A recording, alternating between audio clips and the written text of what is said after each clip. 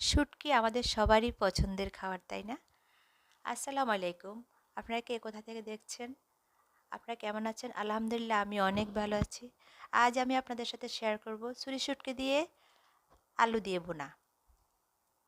এটা একটি অসম্ভব মজার একটি খাবার। আমি এক্ষেত্রে প্রথমে দিয়ে দিয়েছি পেঁয়াজ কুচি, একটু রসুন পেস্ট, একটু আদা পেস্ট, আর হলো হলুদের গুঁড়া, মরিচের গুঁড়া এবং জিরার গুঁড়া।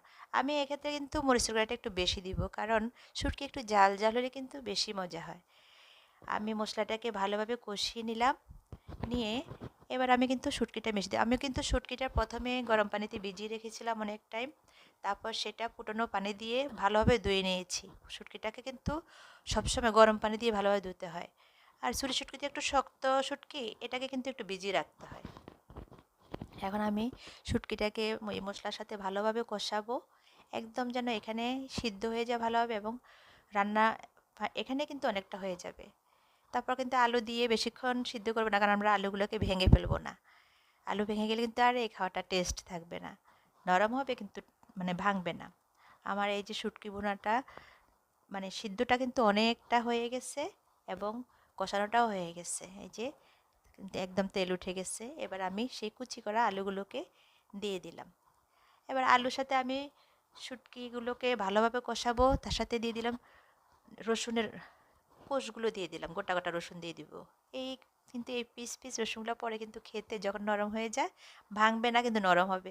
এই পিসগুলো খেতে কিন্তু রসুনের সাথে, রসুনটা খেতে অন্যরকম মজা লাগে।